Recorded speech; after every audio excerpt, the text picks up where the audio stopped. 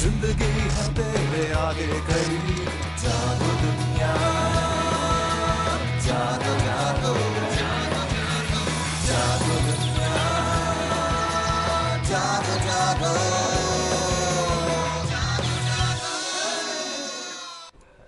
बिस्मिल्लाहिर्रहमानिर्रहीम, अस्सलाम वालेकुम, खुश आमदीद and a very good morning Pakistan. क्या हाल है भाई आप लोगों के? ठीक ठाक हैं, खैर खैरियत से हैं?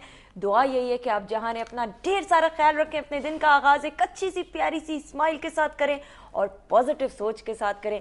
मुझे बिल्कुल मालूम है वीकेंड पे काफ़ी आप लोगों ने ज़रा खूब आराम शराम किया होगा, अब उठने का वक्त आ गया और काम करने का भी वक्त आ गया।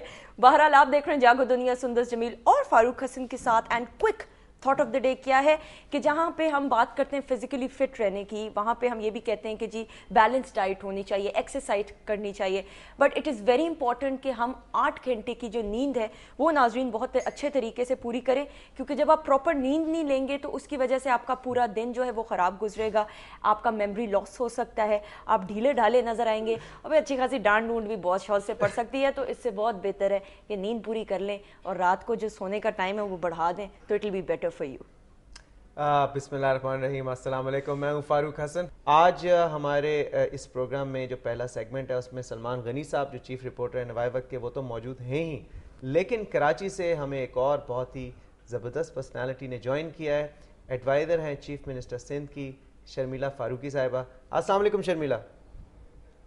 अस्सलाम वालेकुम फारूक। क्या हाल है आपके? ठीक ठाक हैं? अल्हम्दुलिल्लाह, आप दोनों कैसे हैं? बिल्कुल ठीक, अभी तक बिल्कुल ठीक है। आपसे सबसे पहले मैं ये पूछना चाहूँगा कि रहमान मलिक साहब जो कि हमारे इंटीरियर मिनिस्टर हैं, फेडरल इंटीरियर मिनिस्टर हैं, रहमान मलिक साहब हमेशा ऑन द रन होते हैं और जब भी कोई इस तरह का वाक़या होता है वो कराची शूट करते हैं, वहाँ जाते हैं, मीटिंग एक बुलाई जाती है, मीटिंग होती है, उसके बाद कुछ दिनों के लिए अमन हो जाता है और दोबारा से वो इश्यूज शुरू हो जाते हैं। तो क्या आप लोगों का एग्रीमेंट जो है वो प्रॉपरली पार्टीज़ में नहीं होता? जहाँ तक टारगेट किलिंग का सवाल है कराची के हवाले से, ये आज से नहीं है, ये कई साल हो गए इसको कि कराची में मुख्तलिफ स्पेल्स आते हैं, 2-3 माह बाद एक स्पेल आता है टारगेट किलिंग का, और वो उसके पीछे मुख्तलिफ वजूहात होते हैं। कभी एथनिक वजह होती है, कभी सेक्टेरियन होती है, कभी कोई आपस में कोई दो सियासी जमातों के जो कारकुनान हैं वॉल चौकिंग पे ऊपर कोई झगड़ा होता है और आपस में कशीदगी होती है और दोनों तरफ लाशें गिर जाती हैं।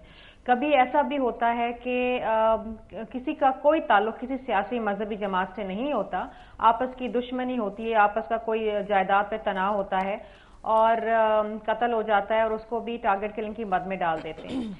लेकिन ऑल सेड एंड डन ये बहुत अफसोसनाक चीज़ है और अनफॉर्चुनेटली अभी तक ऐसा कोई वाया मीडिया नहीं निकल पाया कि इसको एक हम हमेशा के लिए ख़त्म कर दें। ये बहुत अनफॉर्चुनेट सी एक बात है। शर्मिला, ये जानना चाहूँगा, अब बिल्कुल आप बजा फरमा रही हैं, आपसे ये पूछना चाहूँगा कि जो फैक्ट्स एंड फिगर्स मेरे पास हैं उसमें मोर और लेस एक किस्म की इक्वल सिमेट्री है, इक्वल टैली है जो मुख्तलिफ पार्टीज़ के कारकुनान जो हैं इस टारगेट किलिंग का शिकार हुए हैं। सो इट मोर और less looks like a politics of revenge. और जो दूसरी बात आपने कही कि ये लीडर्स का काम है, ऊपर तो रिकन्सिलेशन है लेकिन नीचे नहीं है, तो ऑब्वियसली नीचे वाले जो वर्कर्स हैं वो तो अपने लीडर को ही फॉलो करेंगे ना। अगर लीडर कहेगा कि भाई ये इस तरह से करना है, हमारी ये पॉलिसी है, तो वो उसी तरह करेगा। गनी साहब, आपसे जानना चाहूँगा what is your point of view इसमें?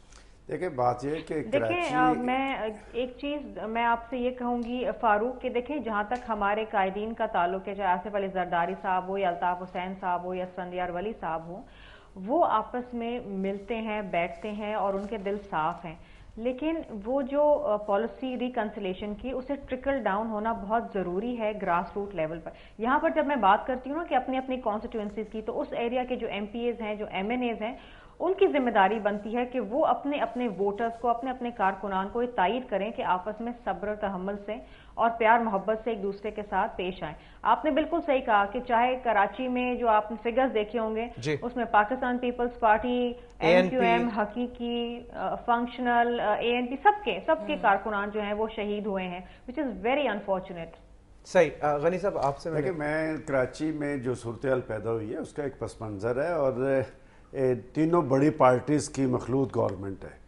आपने सियासी क़यादत की और सियासी कारकुनों की शहादत की बात की है।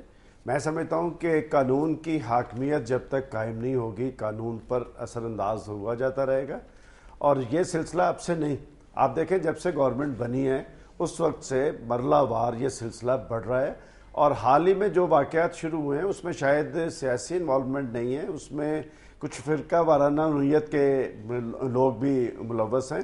اور جب تک آپ جی نہیں لینڈ مافیا والا یہ جو اب حال ہی میں واقعات ہوئے ہیں جی اس میں کچھ فرقہ وارانہ نوعیت کی تنظیموں کا عمل دخل بھی ہے. اور میں سمجھتا ہوں کہ کراچی کی صورتحال میں جب تک آپ قانون کی حاکمیت قائم نہیں کریں گے اور بلا امتیاز ان لوگوں کے خلاف کارروائی نہیں کریں گے جو قانون پر اثر انداز ہوتے ہوں, اس وقت تک کراچی کا مسئلہ حل نہیں ہو سکتا. کراچی میں اسلحہ کی بھرمار ہے, کراچی منی پاکستان ہے, اور کراچی میں آپ دیکھیں کہ چاروں صوبوں کے لوگ وہاں پر موجود ہیں, اس کی ایک اقتصادی اور سیاسی حیثیت ہے. اور اس سے بڑھ کے میں یہ کہوں گا کہ خود پیپلز پارٹی کی آپ اگر دیکھیں کہ 2 گورنمنٹ جو بے نظیر بھٹو صاحبہ کی ختم ہوئی وہ کراچی کے واقعات کی وجہ سے تھی. میرا خیال تھا کہ جب 3 بڑی پارٹیز جس میں ANP, MQM اور پیپلز پارٹی پہ مشتمل گورنمنٹ بنی ہے اس کے بعد شاید حالات میں بہتری آئے گی, لیکن بہتری نہیں آ رہی. اس کا مطلب خرابی خود حکومت کے اندر موجود ہے. انہوں نے کہا کہ اس وقت گورنمنٹ پاکستان پیپلز پارٹی کی ہے سندھ میں, اور آبویسلی گورنمنٹ کا فرض ہوتا ہے اپنے شہریوں کو جو ہے تحفظ دینا. more or less it's your government's responsibility overall to ensure law and order, peace in the city, in the province. اس حوالے سے مجھے یہ بتائیں کہ یہ جو نہ رکنے والا سلسلہ چل رہا ہے اس کے لیے کتنے پریکٹیکل اقدامات لیے گئے؟ ہر دفعہ بیانات بھی آتے ہیں بٹ کچھ سامنے پریکٹیکل سلوشن نظر نہیں آ رہی. اس حوالے سے آپ کے ذہن میں کیا ہے؟ دیکھیں فاروق, غنی صاحب کی بات سے میں کچھ حد تک سہمت ضرور ہوں, لیکن یہ کہہ دینا کہ گورنمنٹ کسی بھی طریقے سے سیریس نہیں ہے اس ایشو پہ, یہ تھوڑا سا انفارچونیٹ ہے, یہ ذرا سی زیادتی ہے.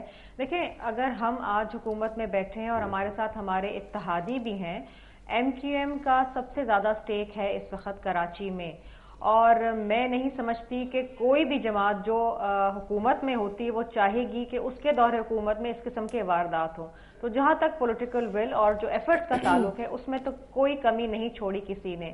لیکن انفارچونیٹ جس طرح ایک بات غنی صاحب نے کہی کہ فرقہ وارانیت, دیکھیں سیکٹیرین کلنگز ہوئی ہیں, یہ جو کلنگ شروع ہوئی ہیں اس میں ہماری ریلیجس آؤٹ فٹس بھی انوالو تھے اور اس کے علاوہ کچھ کالعدم تنظیموں کے بھی لوگ انوالو تھے.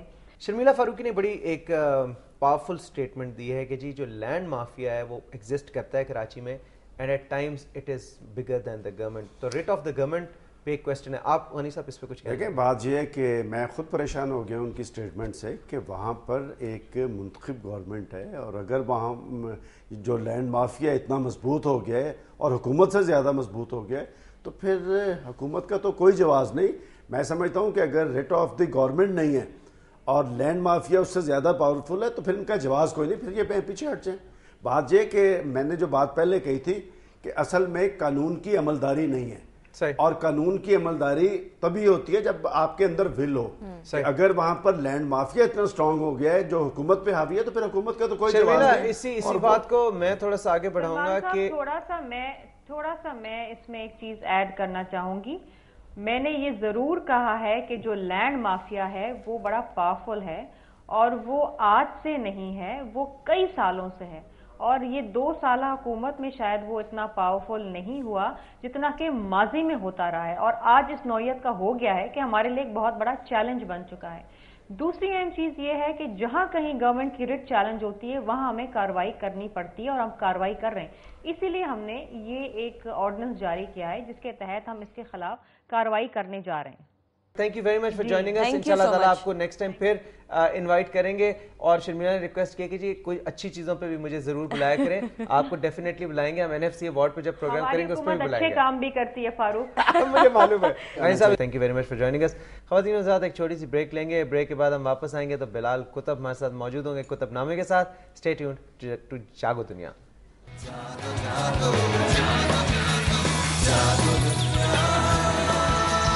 جاگو